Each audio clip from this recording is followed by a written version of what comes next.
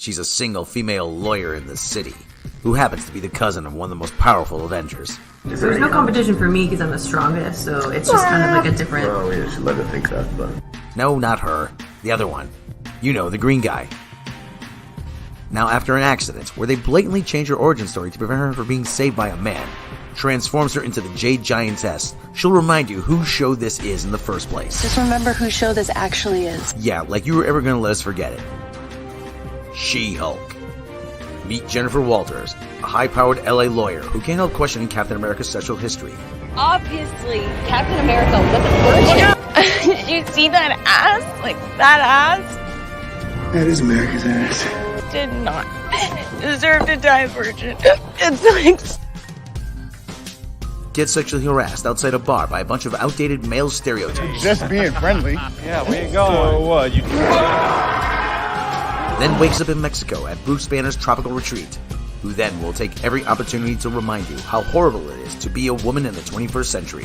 Triggers are anger and fear. Those are like the baseline of any woman just existing. When incompetent men explain my own area of expertise to me, I can prove that's not the case. More smiles. Shh. When I'm catcalled in the street.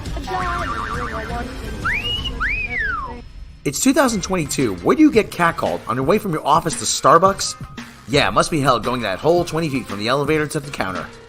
Then, after returning to her career as a high-powered deputy DA, she's attacked by the Jersey Shore and manages to defeat her in about 3 seconds. Well, that was anticlimactic.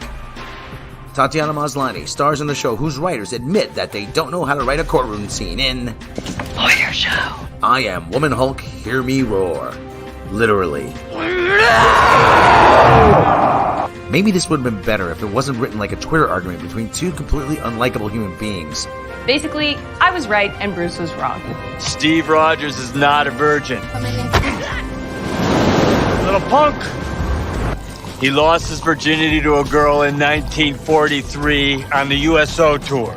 If this is the best the MCU now has to offer, then I hate to think what you have in store for Daredevil.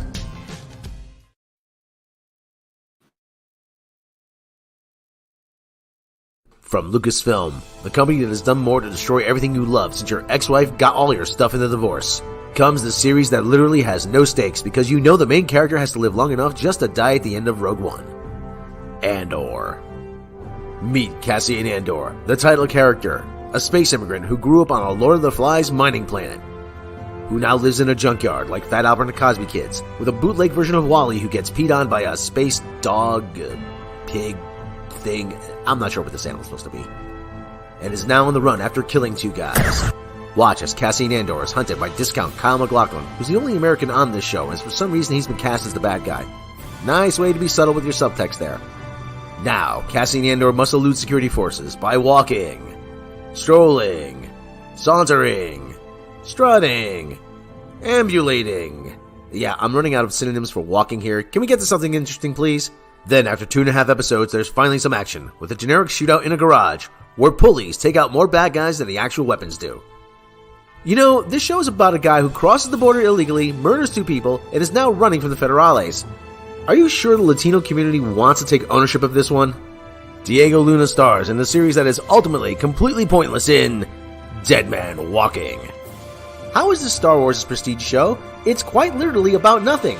At least Seinfeld was about a bunch of neurotic a-holes who were undateable in New York. That was at least something. This guy's just walking around for an hour and a half. What happens when you combine a race-swapped Buffy the Vampire Slayer with low-rent lesbian Twilight fanfiction? You get a Netflix series that's canceled after 1 season. First Kill. Meet Juliet, a high school-age vampire who for some reason can still see herself in mirrors, walk around in daylight, and is still in high school, who falls in love with a slayer named Calliope. You're Calliope? Well, Cal's good. Sure, why not? They then share a forbidden romance, just like those 2. Well, maybe those 2. Watch them take on other vampires, werewolves that look like bad CGI from 1995, and make out in the unsexiest way possible. You know, all you're doing is combining The Hunger, Twilight, and Buffy, and it's been done better. I mean, sheesh, you people. If you can't make lesbian vampires work on Netflix, then seriously, something is wrong here. Starring, whoever these people are. I really don't care anymore. But the mom was on Lost and a bunch of stuff you'll probably recognize. Don't miss When Animals Attack on Netflix. Now all we do is sit back and wait for the Axel Braun version, which will be 10 times better, believe me. Coming up on the CW, it's prom night, and love is in the air. Until it's time to throw down! Sam and Miguel share a tender moment. But look who's crashing the party! Watch as young couples share a romantic dance. And fight! And dance fight! Be sure to watch an extra special episode of Kung Fu High Prom Night!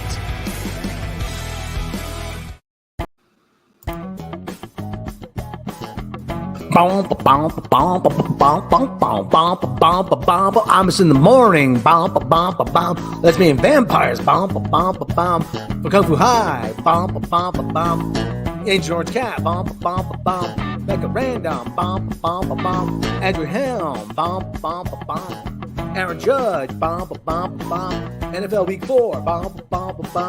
Eating wet shredded wheat. Gonna have a beer. And some pork rinds. Die of a heart attack. Saturated fat. Cholesterol. Lord of the Rings sucks. So does Andor. Everything sucks. Okay. Hey, everybody. I'm in the morning. WNBC. I'm in the morning here. WNBC. Oh, boy. Welcome to another week in N.A.P.S. When we get a prom episode of Andor. That's a good question. Probably pretty soon. Let me just check my microphone levels. Checking the levels. Going to check the levels. And let's see what we got. Oh, wow. They got turned all the way down to 76. How does that happen? Checking those levels. Okay, we are going to check in with our good buddy, Agent Orange Cat. Let's see what he's doing. Agent Orange Cat is sleeping, as we can see. He's laying pretty still. Agent Orange Cat is apparently he's very relaxed. Agent Orange Cat is very relaxed. He is sleeping. His breathing seems to be normal, and he's going to enjoy a good sleep. And Agent Orange Cat is lying very still. Buddy, how you doing? How you doing there, buddy? Oh, we got some movement. We have some movement. His tail.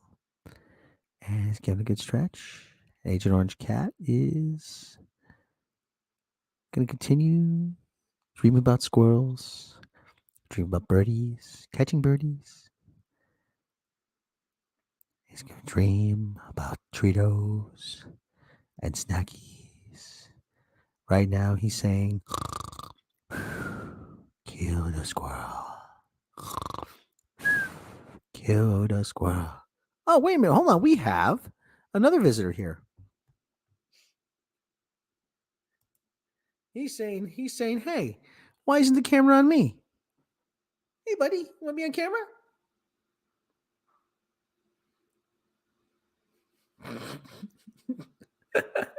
You want to be on camera, bud? Yeah? Come here. Want to be on camera? You see, this guy he's a little bit more. Oh, Agent Orange Cat is moving. We have movement from Agent Orange Cat. We have movement. He's doing some grooming. Agent Orange Cat is grooming. And he's taking a minute to groom. And Agent Orange Cat is maintaining his youthful glow. So, okay, we'll check back in him. And this guy here, he thinks the camera's food. So, say hi to everybody. Zabamofu. See, Dim Sum is somewhere. I don't know where, but Dim Sum is off camera. Off camera, probably taking a snooze somewhere. Zabamofu. Okay, he is now. He is investigating these sneakers. So okay, we'll check back on these two guys later. So the cat cams for today are working. 2 or 3 kitties are accounted for. That's my bottle of water, bud. You don't want that. Okay, so where do we start? Oh my God. Lord of the Rings sucks. She-Hulk sucks. The Daily Show sucks. Star Wars sucks. How much stuff can suck? How much suck can we fit into 45 minutes here? It's unfathomable. And why do I still have Fall Guys running? I have to turn that off. I still have Fall Guys running for some reason. I still have the Epic Game Store. But my God, it's just been this weird thing where She-Hulk it's somehow getting worse. I mean, it is irredeemably bad. And we're at the stage now where everybody is angry at you for pointing it out. So let's start with She-Hulk, okay? Let's start with this thing by the Mary Sue. Mary Sue, they have banned me from commenting. But they are now at the point where they can't hide it, and they are trying to. Can Rob Trevor Noah come back if he tells a joke? Well, it would be a first for him. I forgot to play the superhero bumper. Hold on. I forgot to play the superhero bumper.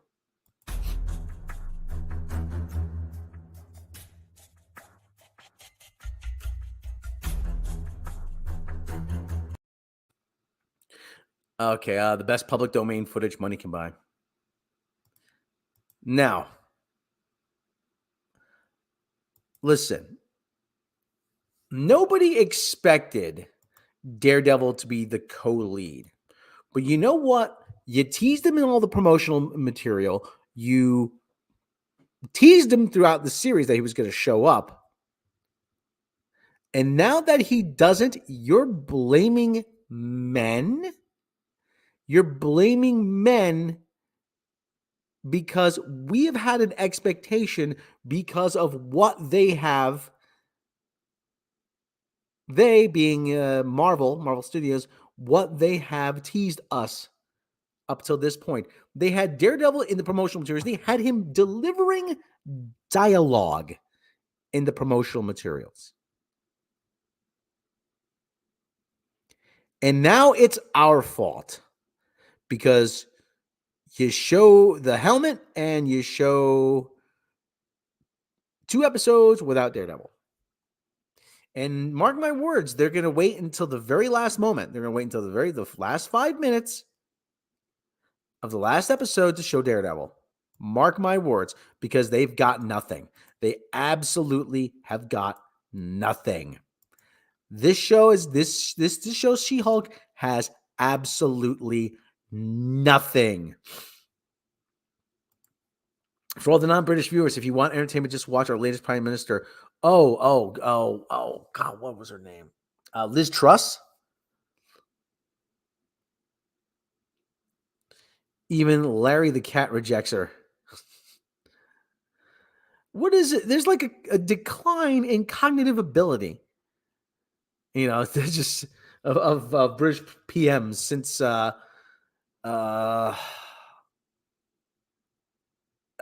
my God, it's just mind-numbing. Why do they write these mind-numbing articles? Because they get paid for it by the word. They get paid by the word. And this is clickbait because look, it's dated September 28th, end of the month, when they have to get the clickbait out to drive ad rates. Show these to their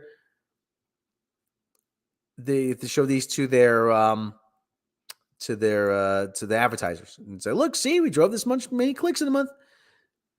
Liz Truss. Yeah, I can't get used to not saying David Cameron. I know that was 2 prime ministers ago. But, David Cameron, Theresa May, Boris Johnson, and now Liz Truss. I mean, I'm still stuck on David Cameron. I remember when David Cameron said, I'd like to say thank you to my friend Barack, who taught me about Britain, taught me about basketball. It's just like, oh yeah, that was cool. Well, let's go through this piece here. I can't call it an article because article would say it has a redeeming value. But let's go through this piece. Written by Rachel, I Am Whammon, Hear Me Roar, Leishman. Daredevil is coming to Disney Plus, She-Hulk Attorney at Law. And some fans are mad they have to wait longer. Yeah, because you've teased him for the last how many weeks? From the beginning, the series has made comments about how fans react to things in the MCU. And they made it clear that they're going to call out the more toxic views present in the fandom of the Marvel Cinematic Universe. So, yeah. So it's no surprise that the outrage over having to wait for Matt Murdock's Daredevil to show up is feeding right into that commentary the show is making and going over the heads of some fans of the franchise. The last laugh is on you because all you're doing is proving us right. In episode 5, we get a tease of Daredevil's new helmet with Jen is picking up her own clothes. And that, to some, meant he would show up in episode 6. Yeah. Because that's what you do. You foreshadow something that is coming in the next episode at the end of the previous episode. It's called story structure. For God's sake. When that episode, Just Jen, aired, and it was a standalone episode of Jen going to her childhood friend's wedding, many erupted online complaining about the show baiting them into thinking Matt Murdock was going to appear as if it is his show. No, we didn't think it was his show, but we thought that since you are teasing his appearance in the prior episode, that he would be in the following episode. That is what you call a tease. That's what you call foreshadowing. One of the things that has been made absolutely clear with She-Hulk is that this is Jen's show. Yeah, like you were ever going to let us forget it. She has said as much, and the series continues to remind us that it is hers and hers alone. So people have been angry online that the show is baiting us with Matt, or completely missing the point that the show is making about them. No, we get it.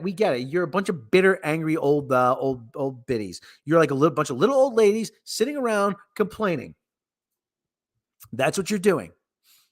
I've never seen this much clucking outside the viewer.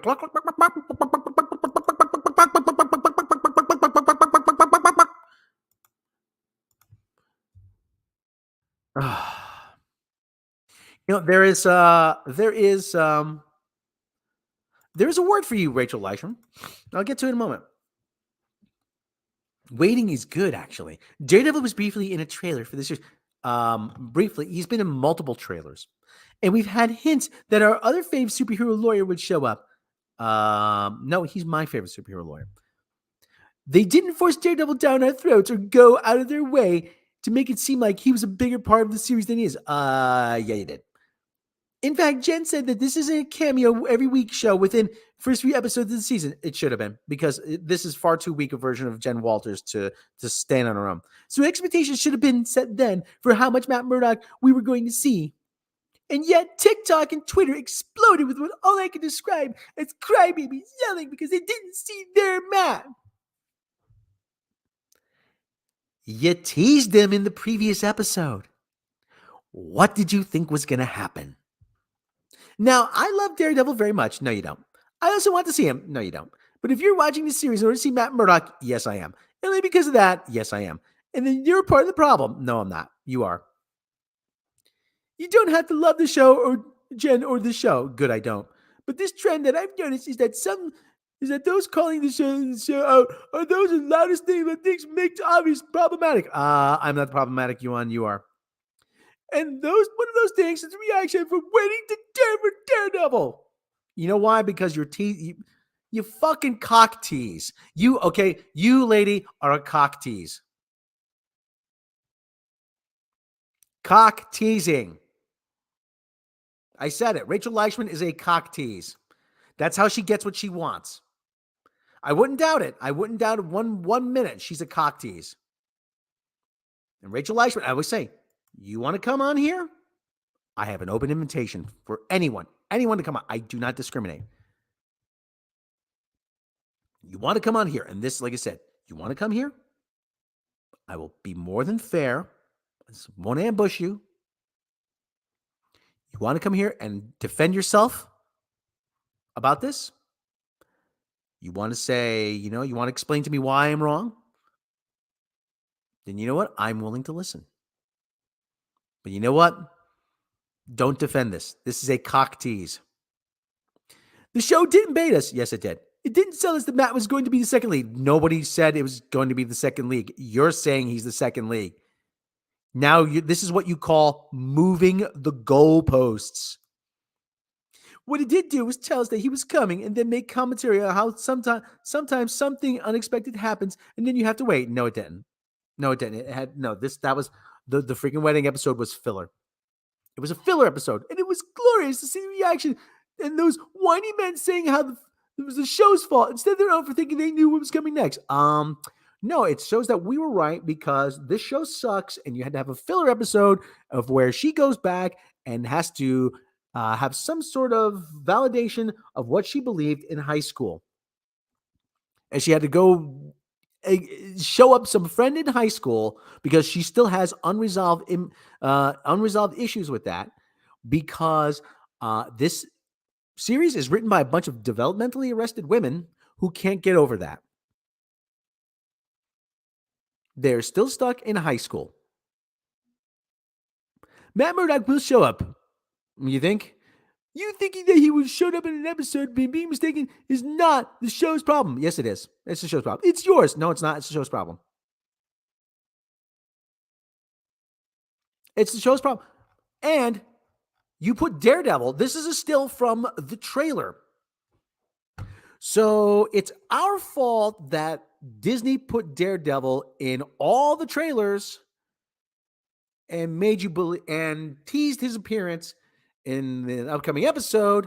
And so it's our fault that when he didn't appear that we got angry. I just want to get that straight. It's our fault. This is our fault. It's everybody else's fault except whose fault it actually is. Again, you're blaming everyone else, okay? You're moving the goalposts. You're blaming everybody else. You know why? Because this series sucks. And people are holding out hope that when Daredevil shows up, it's going to be the only good thing in it.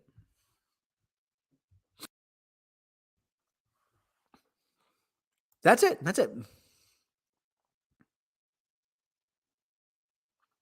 This show is written for people who don't know anything. They don't know anything about the MCU. They don't know anything about comics. They don't know anything about movies. They don't know anything about story structure.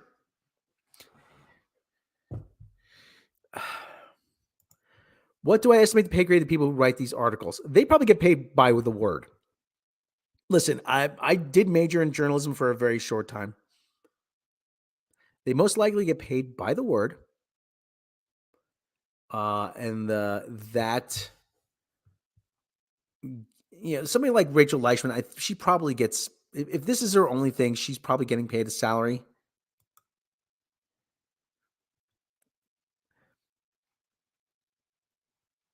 I don't know what that salary is. She probably does other things. She probably sells ads or whatever, but Mary Sue sounds like a bunch of women who hate that they are attracted to men and that men steer clear of them. They wish they were full on lesbians, but not their scene. They don't have the courage to be lesbians. Oh, I'd go through. I'd have sex with them with another woman, but I'd giggle too much, and I could never do it. I could never go through with it. What is it about USA in high school? All those proms, reunions, etc. I'm in my 40s. Don't care about meeting people from that period again. For a lot of people, they have a lot of unresolved issues because high school is portrayed in the media as being this very world-like defining experience.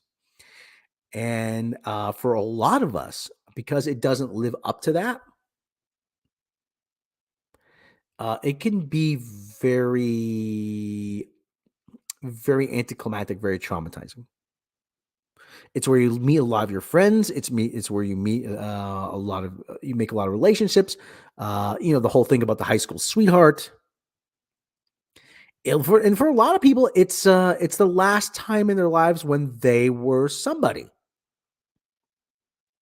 It's the last time in their lives when they were popular, when they didn't become sort of an anonymous cog in the wheel,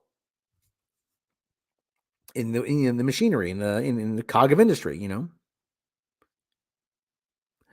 And I have no doubt that for Rachel Leishman and other people who write for the Mary Sue, they have these issues as well.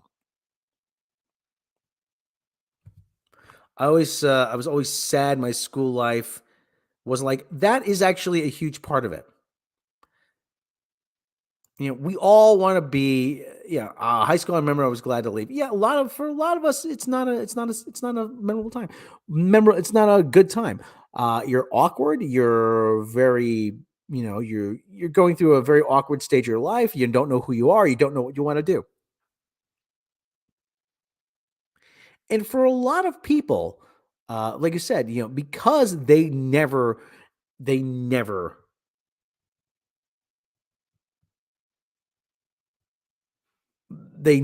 ascended the social pecking order in high school. It makes them feel incomplete, and we saw that actually in the therapy scene. Remember that one girl in high school that she was so much prettier, and they're like, "Oh, if I can only be like that." Wah, wah, wah, wah, wah, wah, wah. When my school had a 15-year reunion, I told them I haven't spoken to the people I went to school with all those years. Do you think I want to go hang out with them? Steve Botham, if I could frame that comment, I would.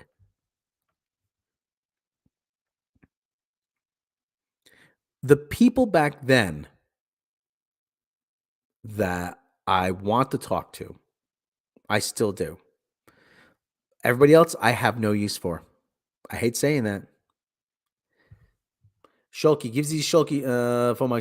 That's because most of these kids were rude. I don't go to high school reunions. Please, feel free to use it. Feel free to use it. Okay.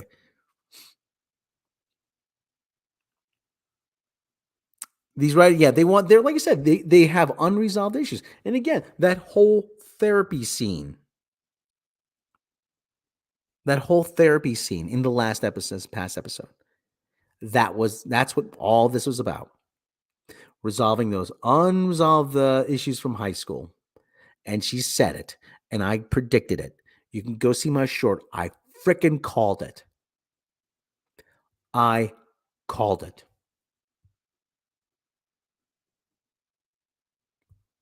And now you're turning around saying, I'm the problem. I'm the problem because this series is some sort of catharsis for people like Dana Schwartz, for people like Jessica Gao, and for people like Kat Koira.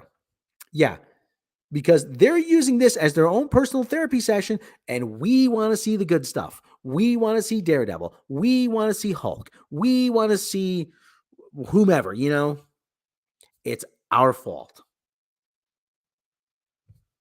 Well, to that, you know what I have to say, and I made this special for this. Rachel Leishman, you can take your article and All the way up with a red hot poker. that's right.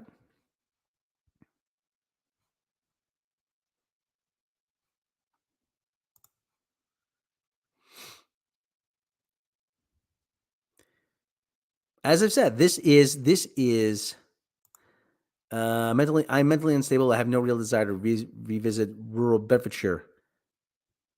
It may be maybe because I've moved around a lot in my life, and the UK is quite a compact country.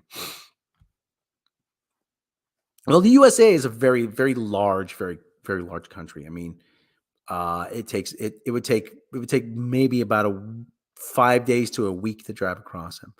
Fomax, you've been to the USA, haven't you? I think you have. I think you mentioned it once or twice. I personally, I'm saying I don't want to. I'm at this point. I don't want to see Daredevil because I'm afraid of what they're going to do to him. I really am. And they've said that this is a different Daredevil. This is different Daredevil than a Netflix show. I'm like, oh, that's not good. That is not good.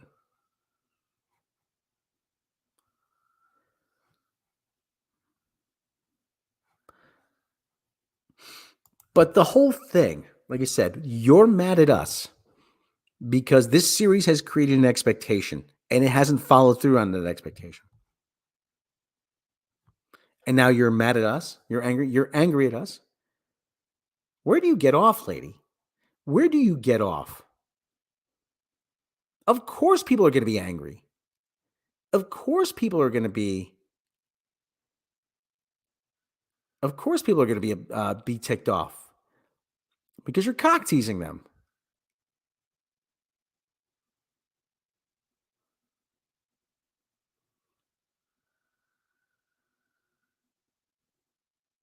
And you can see, you pick apart during this whole season everything that Jen Walters is or does. It's her own fault. Oh no, but it's men's fault. It's all high school's fault. Well, no, it's your fault. It's your fault, lady. It's your fault. Your fault. Okay, that's all I'm going to say about that for now. So Rachel Leishman, big cock tease. Again, my door's always open. Anybody who wants to come on, you have a free, you have a open invitation. Anybody, I would say. Anybody, if you think I'm unfairly bashing you, I have, like I said, if you want to come on, that's no problem. Just, you know where to find me. I'm pretty easy to find. You got to find. If all the politics settle down, I recommend visiting more than just the East Coast. U.S. a lot. Yeah. Hey. Yeah. Congrats. Week 4. We're gonna get to week 4 scores in a little while there. Jen is a great average.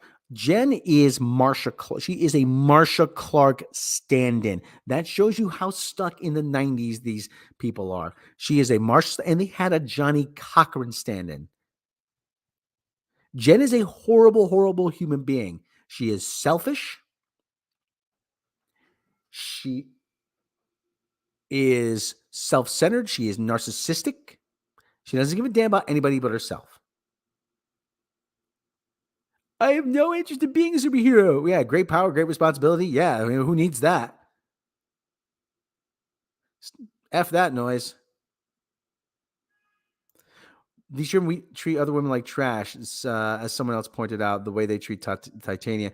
Women hate other women. Go watch Chris Rock's thing about women hating other women. Women hate other women. It's true. They do.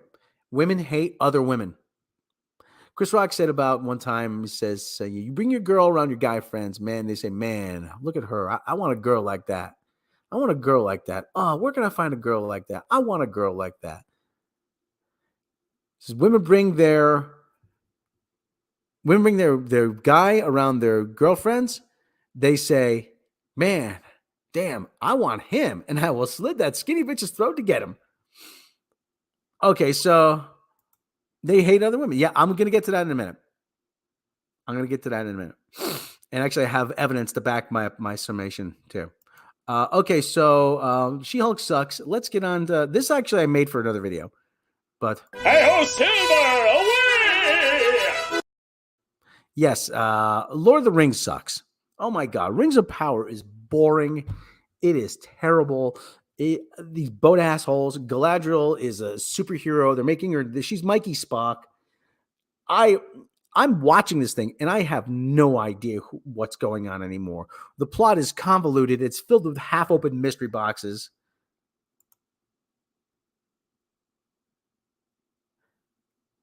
I don't. If you asked me to tell you what the plot of this thing is, I'd have no idea. Gun to my head, there'd be brains on the wall. I really have no idea what's going on in Rings of Power. And this thing cost $1 billion. A billion with a B. How do you rack up those kind of charges? $1 billion. Where did that money go? Yeah, it was written by disciples of Jughead Abrams. Yes, those guys were highly recommended by Jughead Abrams. Oh yeah, they've been writing together for 25 years. Yeah, but they only had one writing credit to their name. That was Star Trek Beyond, the worst performing movie of the Jughead Abrams trilogy. And this was doing coke in the set by the key. Oh God. And that whole thing, the map, showing the map, it's written like a freaking video game. It is. It's open up the map and fast travel. Climb to the top of the tower. Play cutscene.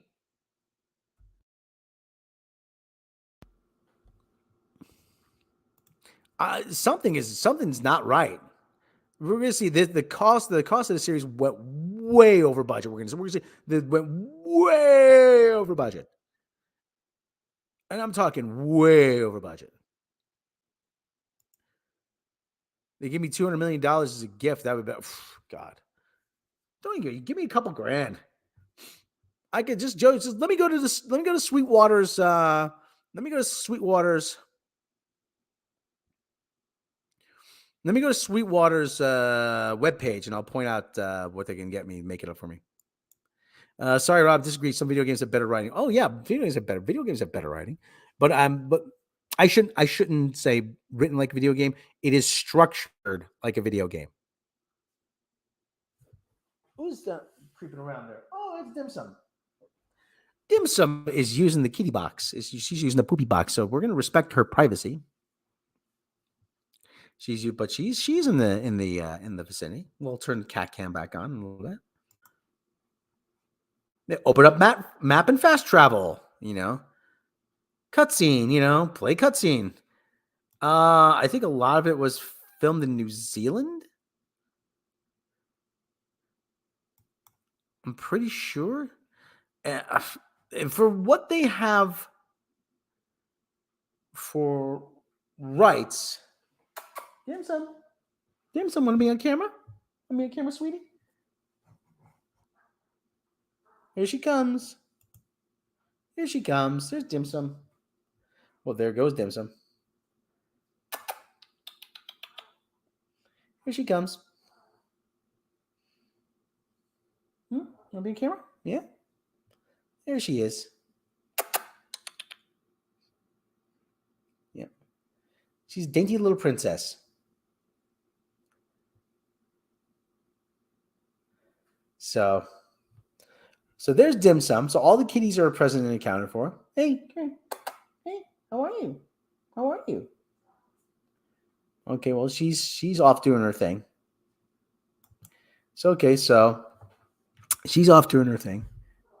She chirps. She makes these little chirps, these little chattering. Okay, so yeah, a lot of it was filmed in New Zealand. I think some of it was filmed. But like I said, Galadriel shows up, and she just starts at this Numenor place, and she just starts telling everybody what to do. I'm like, who the frick are you, lady? You show up here out of nowhere. They fish you out of the ocean after you jump ship, and you show up on a raft with some other guy, and all of a sudden you're telling everybody what to do. Where do you get off? And she's not for nothing. She jumps off the side of a boat into the ocean, swims around. She has a sheer white gown on. And she doesn't even have the courtesy to show her breastages. What kind of wet t-shirt flop, dropout? What t-shirt contest dropout are you? I don't even get to see. She has a white gown on. She gets it wet, and I don't even get to see some titties. That's right. I said it. Then she shows up. Then she shows up to. She shows up. She shows up the boat a-holes, waxing them on the butt. It's ridiculous. The orcs don't like light. The orcs, they have vampire reaction to light. They fight. Oh yeah.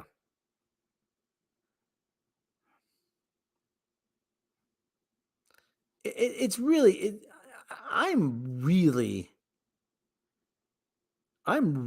at a loss. Like these people don't know what they're. This is elaborate. Listen, fan fiction is one thing. This is just stupid.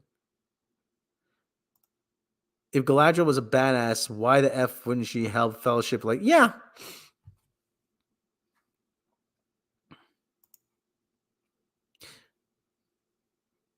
Pops up in the gown everywhere and no titties. Unsubscribe.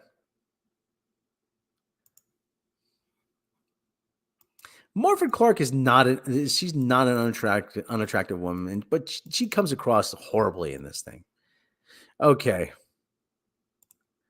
When did Galadriel become a Comanche? I have no idea. She can do everything better than everybody else. She dodges out. She runs up swords. They flip her out. She does like some kind of crouching tiger, hidden dragon BS. The freaking Harfoots are going to abandon one of their own in the woods, take their wheels and leave them. Really, you're going to just throw these people to the wolves. You got freaking Gandalf is from Krypton now, homeless Superman. You got all these mystery boxes. He said Jughead Abrams from the Jughead Abrams School of Writing. Mystery box, mystery box, mystery box. All these plot threads are just going to go nowhere. And yeah, I know it's going to get another season. Yes, I would say she's a Mary Sue. I mean, she has all the earmarks of a Mary Sue. Galadriel was an army general. Why did she command the elves at the gates of Mordor? They don't even know. They can't answer that. So apparently millions are watching this thing. Yeah, it doesn't mean they like it though. They'll find a way to give her the credit for this sort of. Oh yeah. Oh yeah, I don't doubt that. They'll rewrite history for that for this. Okay, so before we go on, let's. I'm gonna do a little gloating.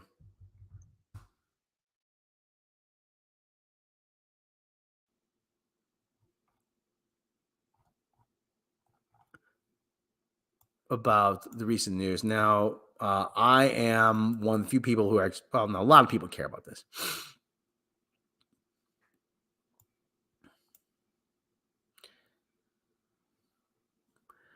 Now, here's the thing.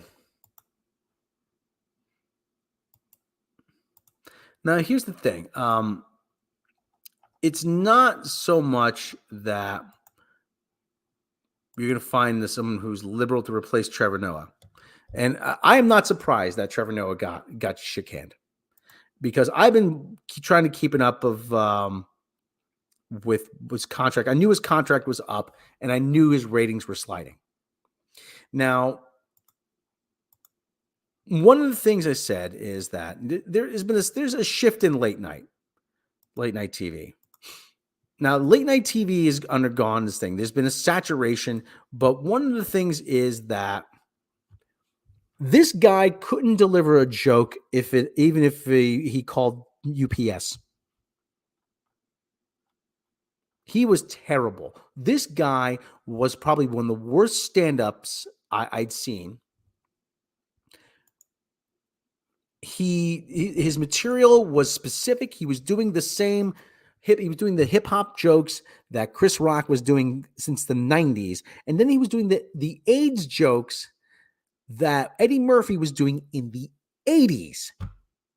And he was doing the Africa jokes that Richard Pryor was doing in the 70s. If he was funny as any of those guys, there wouldn't be a problem. But he's not. His whole shtick was running a clip, giggling, and saying, I don't understand. Why are Americans so stupid? And aren't I adorable? It's not like that in South Africa. Aren't I adorable? Please like me. Nobody watched Trevor Noah, and no one will watch his unfunny liberal replacement. Here's the thing I always try to stress. Apparently, he hosted a show in South Africa that was just like The Daily Show. This is a guy we were told was tailor-made for the job, and he still tanked The Daily Show.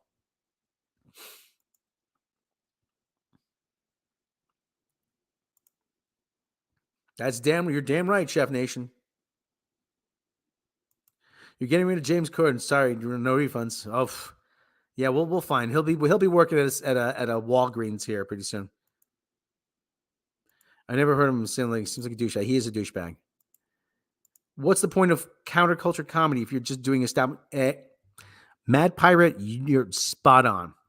Here's the thing, and I'm going to make a point about this. I'm going to take you through this article here, first of all. With Trevor Noah announcing his departure from The Daily Show, the question on everyone's mind, which funny liberal comedian that few will watch will take his place? Okay, well, here's the thing. I've been saying they have to get somebody from the outside. I'll more on that. Late night television comedy has become entirely political. Well, that's because what Jon Stewart did, but Jon was a special animal. Again, I'll get to that in a moment. Of course, come only from one direction, the left.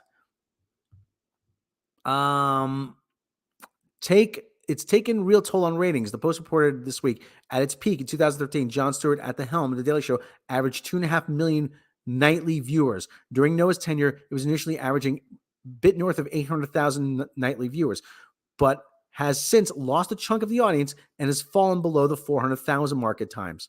It's fallen below the 300,000 mark at times. I've seen the ratings. I've been tracking the ratings. Stewart was openly on the left, but he succeeded by treating the show as a comedic education for low-information voters. This isn't a dig. In 2004, Pew Research Center poll found that 21% of adults under the age of 30 get presidential campaign news from TV comedy such as The Daily Show and Saturday Night Live. With the election of Donald Trump and the obsessive discussion of him by celebrities at award shows, influencers on TikTok, and random strangers on the subway, it became much less important for one TV show to give the kids the news. Okay, but this is going to be this is another thing.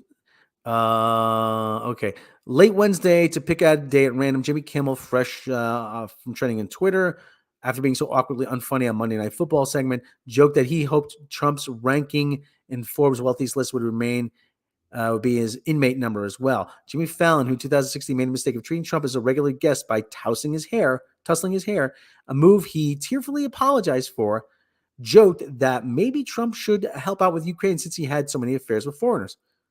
Okay, that's not bad. It depends on the delivery. Since Stephen Colbert called Trump a horny cockatoo in a joke you really don't need to hear because, like all Colbert's attempts at humor, it's just not funny.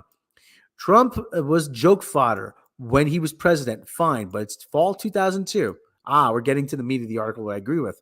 Trump hasn't been president in almost 2 years, and this is the best these ideological hires have got. It's not hard to see that these comedians are in these slots for their comedy and more their within-the-lines politics. Kimmel, Colbert have a fairly open, seething anger towards anyone not on the left with them. And Fallon, while definitely more amiable and not hateful towards half the country, seems like he lives in fear of another pile-on for treating a political opponent as a human. He's not making that mistake again. Fallon is very middle of the road. And while the media features stories on how sad it is the only non-white late-night host is departing, Noah didn't stray from this boring liberal orthodoxy at all. This is in part why Greg Gutfeld's late-night Fox show has been such a hit. It's the only non-liberal late-night show. Gutfeld has automatic wider appeal Then the same Jimmy Steven shows on network TV. It averaged 2.19 million views in August. Well, one of the things is that typically in August, and Howard Stern's talked about this, in August, there's always a ratings dip. There's always a ratings dip in August. And every August they would say the same thing about Howard, in terms of radio. Gutfeld also happens to be funny. Actually, I've seen it. He's kind of not funny. Not my humor, but if you like that kind of thing, great. And his co-hosts Kat Timpf and Tyrus are hilarious too. They aren't making lame jokes about Trump or the guy who is president right now. They aren't predictable like the rest of the late night lineup. It's also why Joe Rogan continues to crush the podcasting world. A stand-up comedian. I don't get Rogan. I really don't. I really do not get Rogan. But as a guy who's an MC, who's a mixed martial arts commentator, and vitamin salesman, and all of a sudden he's the most trusted name and defender of free speech. I really don't get it. Rogan is an open liberal. No, he's really not. But he isn't making the same dumb Donald Trump jokes. His guests also aren't uniformly left-wing like those on late-night shows. Diversity, it turns out, matters. Something is happening here, but TV producers don't seem to want to know. These shows' producers have a point of view, and they want that point of view pushed, even when it means turning off half the country and lacking any laughs at that. No one is waiting for late-night shows to be balanced or smart. They can at least be sometimes funny. But here's the thing. Here's the thing. And now this a-hole, as I've said, all he really did was he ran a clip, he'd giggle, and then he'd say, "Why are Americans so stupid?" And this is something that Jon Stewart knew. Too many times you have, and this goes for people on the left and people on the right, and really anybody. When you make jokes, when you do comedy, typically what you want to do is you don't want to punch down at the powerless. You want to punch up at the powerful. Too often times, this a-hole, he would just punch down at whomever's followers he didn't like. And it's like, oh, I can't believe these people are so stupid. No. And Jon Stewart said it best. He goes, listen, are there people who follow certain candidates because they're racist, because they're sexist, misogynist? Yes, there are. But you know what? There are more people that are looking at someone and they're saying, how's this guy going to put money in my pocket at the end of the day? How's this guy going to help my business?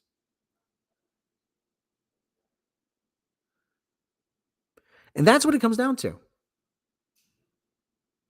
And Jon Stewart was very adept at straddling that line. He would never punch down. If he did punch down, I have trouble recalling it. But he would. It was when it was about issues, he would make sure he would get it right. It wasn't malicious. It wasn't condescending.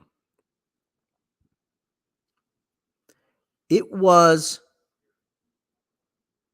from a perspective of, hey, what's going on? We're better than this. And that is what's been lost by a lot of people. Will Rogers, the humorist, would oftentimes he would go around the country and he wouldn't perform, he wouldn't do stand-up. He would sit on stage, read a newspaper, and then he would comment on it. And that is actually where people like Jon Stewart find their biggest strengths. If you're going to do a news satire program, then you know what? You better be damn well be commenting on the news, not at how dumb people are believing it. It just shows a glorious lack of respect for your audience.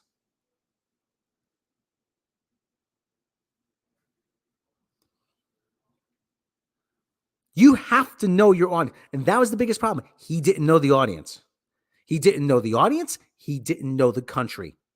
He didn't even know what the show was.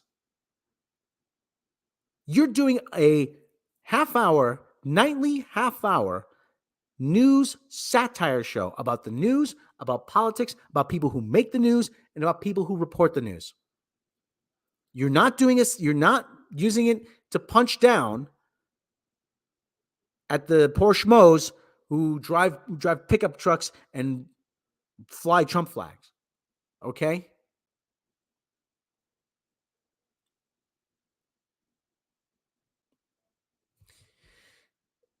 Jon Stewart could also mock liberals. Yes, that is a very important point. And just as like I said, if you're gonna mock the people who drive pickup trucks, fly Trump flags, you better damn well be mocking the people that have blue hair and fly gay banners. Okay.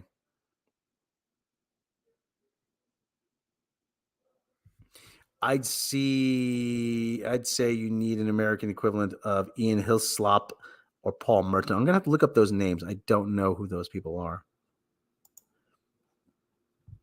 Again, this comes back to you punch up at the powerful, not down at the powerless. And that is the great failing of this version of The Daily Show. And I'm going to pull up, and people have been on me. Oh, do you have proof? Do you have proof he lost women's basketball?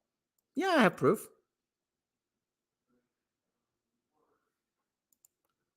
I absolutely have proof. This comes to us from a website called Showbuzz Daily. Now, Showbuzz Daily, they compile the Nielsen ratings. They track it for you and put it into easy to handle graphs. This is from Thursday, September 15th, 2022. The top cable originals. Okay.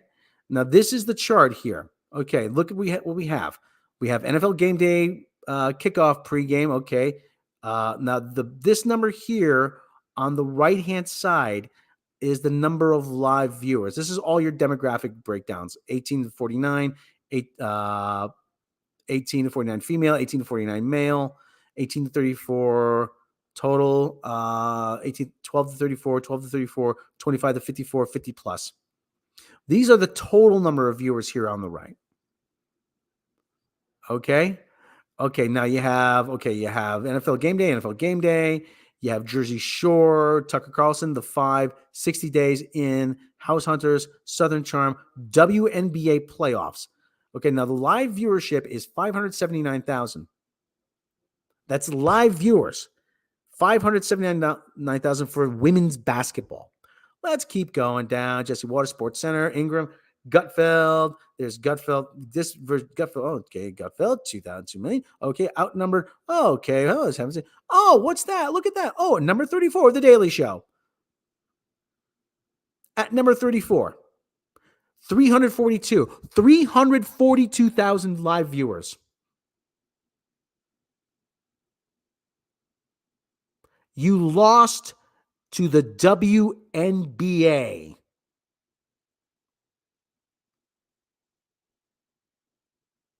Granted, it's different time slots, but in total ratings, given the choice, let's see, do I want to watch a Daily Show? Nah, I think I'll watch women's basketball. Nobody in America watches women's basketball, except when Trevor Noah's on.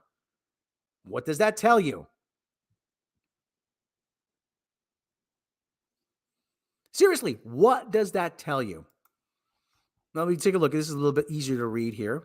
Again, WNBA. Here we go. WNBA, Las Vegas versus Connecticut. 579. Oh, there we go. Oh, look. It's even easier to read. Look at that. A 10 share, 0.10, which is approximately 0.1% of the televisions are tuned to the Daily Show in America. 342,000 live viewers.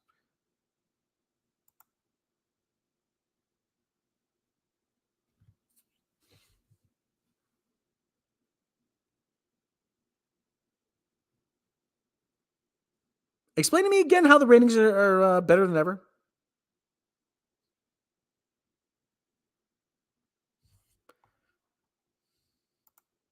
He lost to the WNBA, and my state gave that tool money to perform stand-up act at the state fair. Any wonder why I'm moving to Missouri?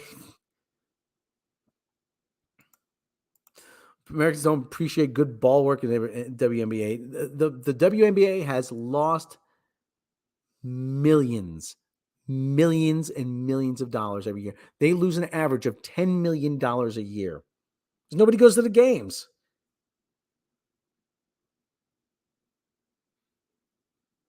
There are owners who have wanted to give the teams back to the league. League says, nope, sorry, you're stuck with them. Yeah, granted, I have no love for James Dolan. Oh, Agent Orange Cat had to sneeze. I have no love for James Dolan, owner of my beloved New York Knicks. He's a terrible owner. He said, I can't make money on this team. I want to give it back to the league. Nope, sorry, you're stuck with it.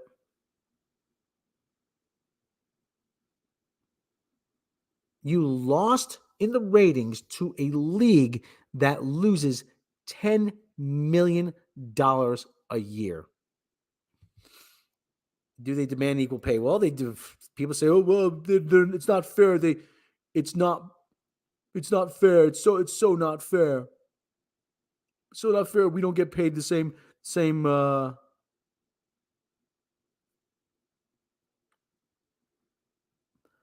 It's so not fair. We don't get paid the same. Like, yeah, because nobody goes to the games. That's right. WNBA funding's from the NBA. Yeah. Bill Burr had that great thing he said about it. He goes, ladies, name your favorite WNBA player. Name the team that's in your city. You can't. And again, this a-hole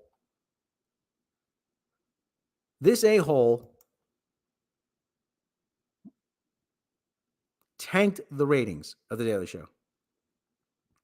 Absolutely tanked. Oh, honestly, roller derby is more interesting. Yes. Yes, we should promote roller derby more. So, like I said, let's see what it says about the show continuing without him, because I'm of the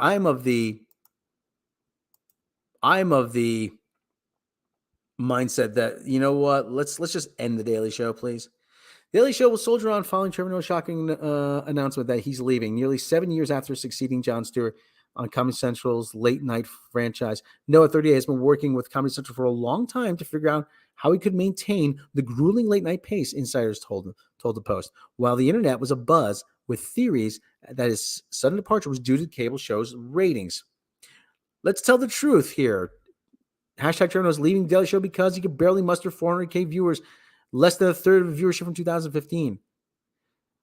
Read one tweet, announces news continuing. Tells me something you hear that you won't hear much about the ratings around his departure. Another Twitter user chimed in to express his sentiment. Anyone thinks Trevor Noah was anything but fired for low ratings is an idiot. Noah's numbers have been lower than Stewart's, with few exceptions. 2016 election helped spike his viewership. Both younger and demo and total viewers since he assumed the Daily Show anchor desk. At its peak in 2013, with Stewart at the helm, the Daily Show averaged 2.5 million viewers a night. During Noah's tenure, it initially was a bit north of 800,000, but has since lost a chunk of its audience and has fallen below the 400,000 mark at times. Meanwhile, sources told the Post Noah's choice to share the news of his decision while taping Thursday was his and his alone. It was imperative that Trevor Day share this news directly, as he wanted his studio audience to hear from him first. Insider said, "We are grateful to Trevor for our amazing partnership over the past 7 years," a Comedy Central spokesperson said in a statement to the Post. "With no timetable for his departure, we're working together on the next steps. As we look ahead, we're excited for the next chapter in the 25-plus year history of The Daily Show, as it continues to redefine culture through sharp and hilarious social commentary, helping audiences make sense of the world." No, it under him, it didn't make sense of the world. He was never prepared for a time Trump wouldn't be president. A lot of people aren't. A lot of comedians aren't. And so, can you believe this guy? Oh, look at him. Can you believe this guy? We are grateful to Trevor for our amazing partnership over the last 7 years. Comments spoken in the statement to the post. Okay, I read that.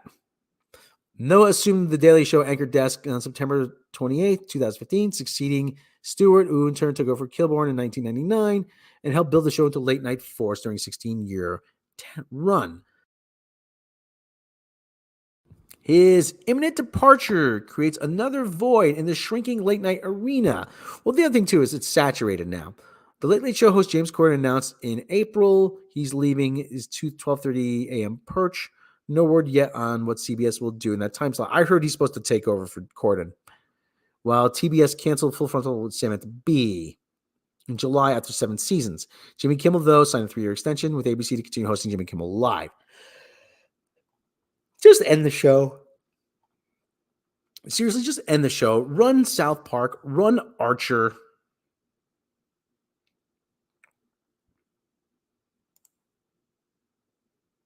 Run Archer. Run South Park at 11:30. Run Aqua Teen Hunger Force. You got programming. It's time for it to end. It is time for it, the Daily Show, to end. You can't put, it is a generation, it's a Gen X vehicle. This, again, the whole punching up at power is a very Gen X idea. It's a very Gen X aesthetic. No one cares about late night anymore. Content is now on YouTube with creators like the guy we are watching right now. And the thing is, funny thing is, I consider this, Nikki Cunningham, thank you for joining us. I consider this to be more like traditional radio. I don't consider this to be television. I consider this to be more like radio. And my whole approach is more like the hosts on sports radio WFAN out of New York, which is why I don't have any issue with sometimes you hear little stretches of dead air, because that's frequently what they do. And I don't have the I really don't have issue with that's why I'm not on camera a lot, because I consider this to be radio. Radio is where I really think it's kind of where I belong, really. Growing up listening to guys like Don Imus and Howard all those years,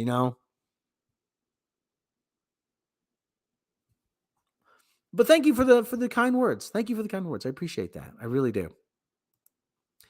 Yeah, and the other thing too is the dynamic of late night has changed in that Fallon was one of the first people to really cut the shows up into little chunks that have a very sort of self-contained feel to them, and that were easily digestible, easily consumable. And so he would cut the show up into 5-minute segments, and Letterman was more about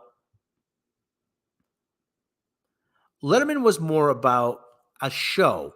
Letterman was more, and if I were gonna be on television, I would think of it as more of a show, kind of like Letterman. I know that's kind of passé now, but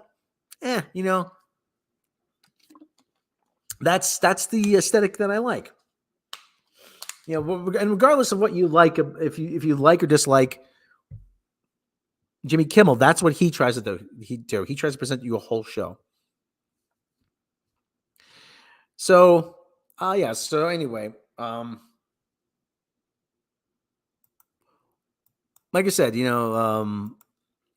know what? If someone wants to turn over the Daily Show to me, hey, you know what?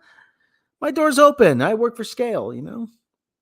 The sad thing is, you probably see me have a heart attack on the air from all the stress, though. So, the Daily Show with Rob Robot Shlomo. But the other thing too is, here's the other thing too that nobody has. This is the elephant in the room. Okay, regardless. Okay, yes, I'm on YouTube, but one of the things that we've seen, whether it's Trevor Noah, Lily Singh, all these sort of online personalities, there is a ceiling to them. There's probably a ceiling to me too. In that They really can't make the transition from online personality to television, sort of television host. Now, what I mean by that is Lily Singh was started. She was a influencer, Instagram or whatever it was. She didn't last long.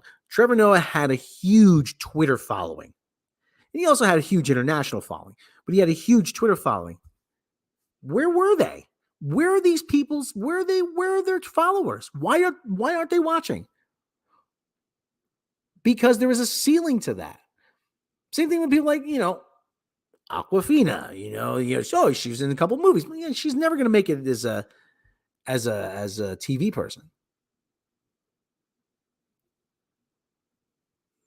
There is definitely a ceiling to your online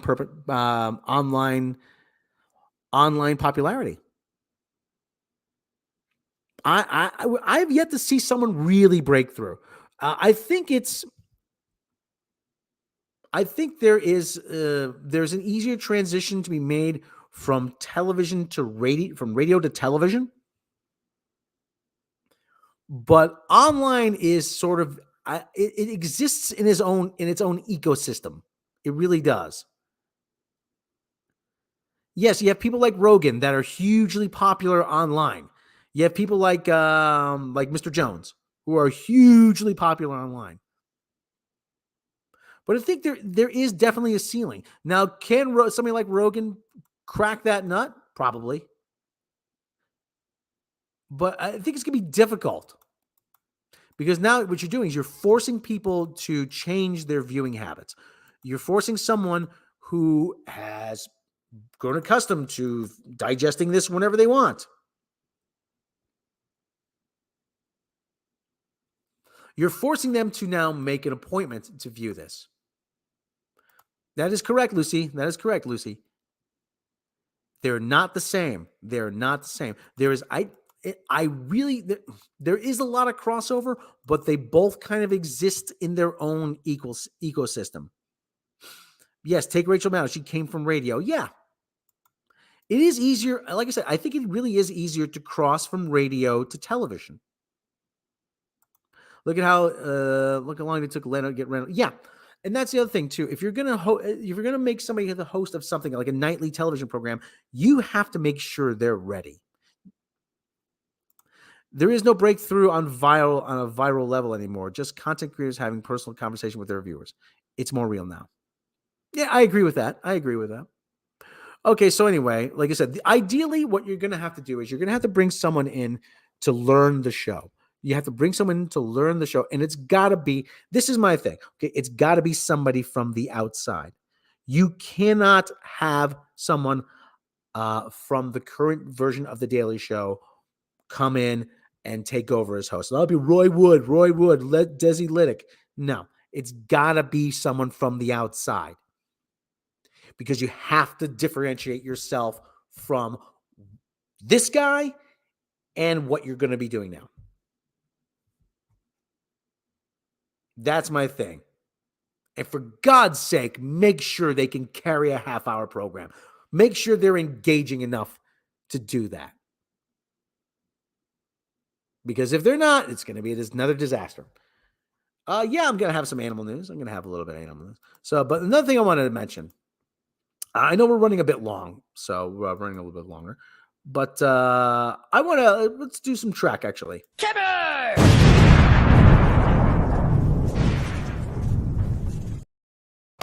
So if you want to watch some of the Star Trek movies, you're going to have to do a little digging.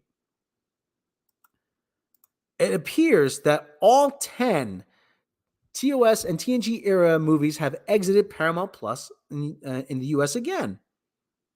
Paramount Plus promotes itself as the home of Star Trek television during every season, touting every season, every episode. But it can't say the same when it comes to Star Trek feature films, which come and go with regularity. Well, that's because they're owned by Paramount and not CBS. Still two different companies. And this month saw the biggest exodus in over a year. Paramount Plus home to a couple Star Trek movies. Last November, Paramount Plus streaming service in the USA had finally become the home to all 13 Star Trek feature films. However, over the last year, movies would come and go from this service, sometimes appearing on other streaming services and sometimes not. By September of this year, all but Star Trek II, The Wrath of Khan, and Star Trek Beyond were still available. However, today, this service is down to just two, the 2009 Star Trek film and the 2013 Star Trek Into Darkness. Oh, Jughead Abrams films. I wonder why. That is a good question. Quite the puzzle. Quite the Rubik's Cube. Today, 10 total Star Trek movies were removed, which include both theatrical and the new director's edition of Star Trek The Motion Picture. As of now, none of the 6 TOS eras or 4 TNG era films are available to stream in the USA. And to make matters even worse, Galaxy Quest, the 1999 loving homage and parody of Star Trek, also exited Paramount Plus this week. Galaxy Quest is available to stream on Peacock. The removal appears to be specific to Paramount Plus in the USA. The number of Star Trek films available in each market varies, but there are no indications of large exits like in the USA for the various international versions of Paramount Plus.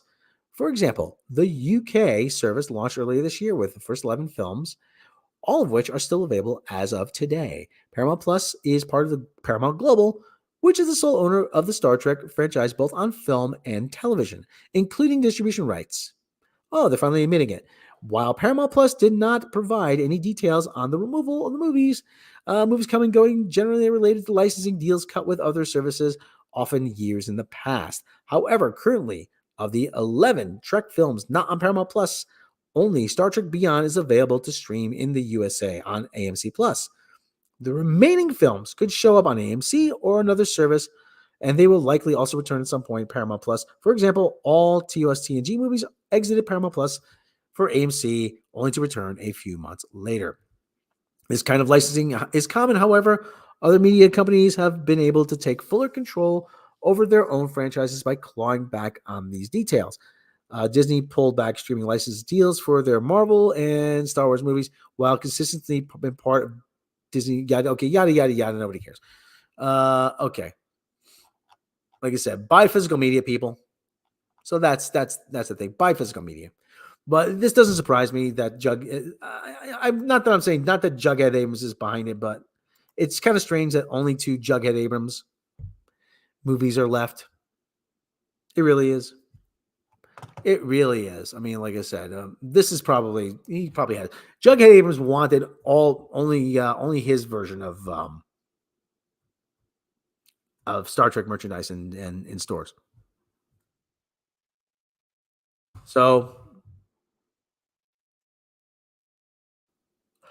So it doesn't surprise me, not one bit.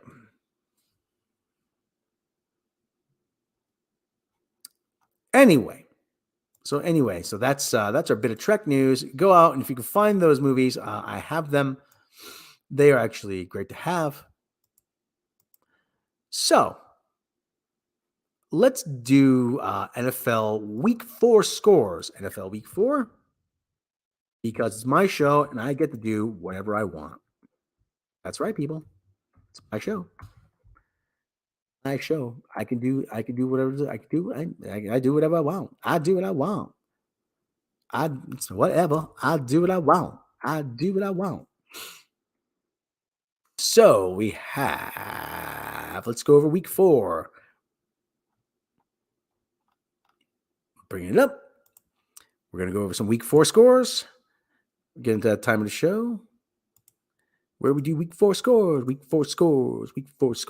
We have the Bengals over the Dolphins. Oh, Jeff Hicks will be very happy. 27-15 Vikings over the Saints. The Seahawks in a high-scoring game over the Lions.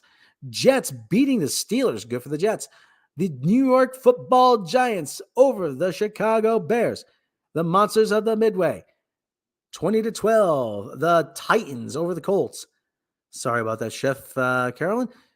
The Chargers, 34. Texans, 24. Browns losing to the Falcons, 23-20.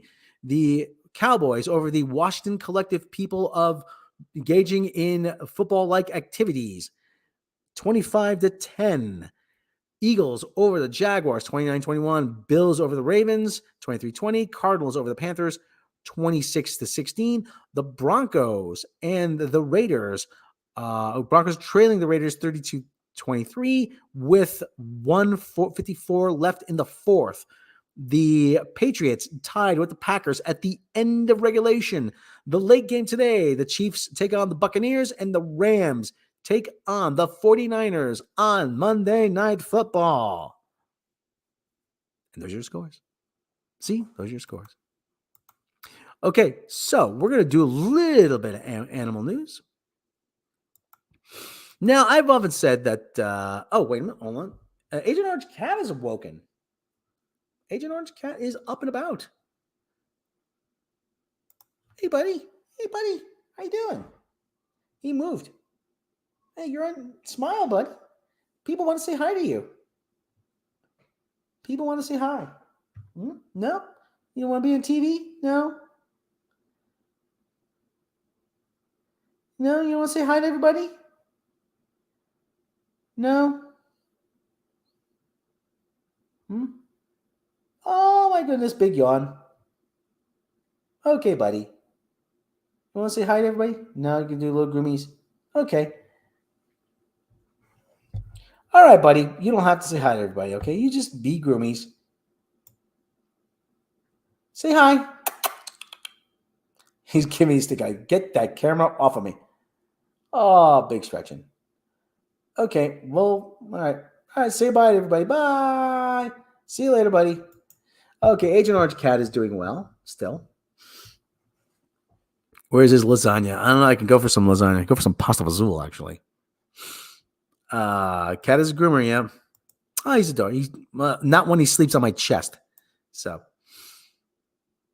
anyway. So let's go over some animal news. I did subscribe to that animal channel. This I thought is cute. So, heard the news? A wild boar was adopted by German cows. Farmer Friedrich Staple,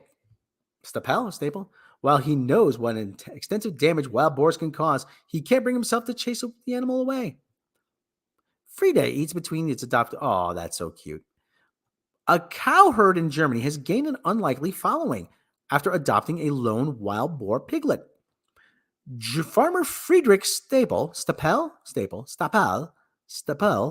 told the DPA news agency that he spotted the piglet among the herd in central German community of, I can't pronounce that, Brevard, over about 3 weeks ago. It had likely lost its group when they crossed a nearby river. Staple said while he knows what extensive damage wild boars can cause, he can't bring himself to chase the animal away, DPA reported. The local hunter has been told not to shoot the piglet, nicknamed Frieda, and in the winter, Staple plans to put it in the shed with the mother cows. To leave it alone now would be unfair, he told DPA. Oh, look, there he is. He's so cute. So there he goes. There's a little piggy.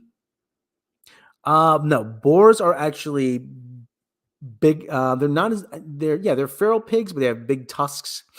They actually cause quite a bit of damage to the local ecosystems because they dig up worms and they uproot all the ground, and they go potty in the river and they pollute it, and they're actually quite destructive. But he seems to be happy. Piggy's happy.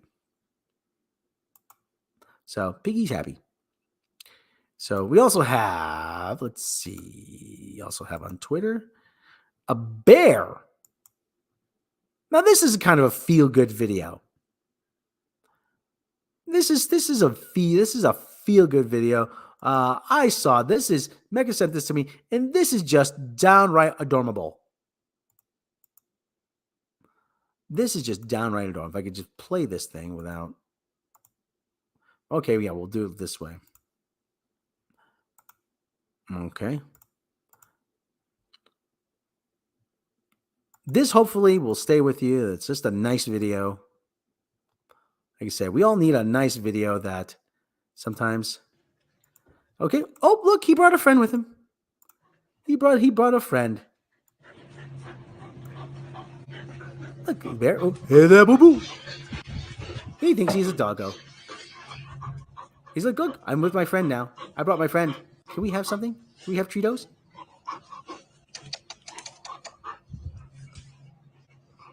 Look at them. And they're getting along. They're getting along.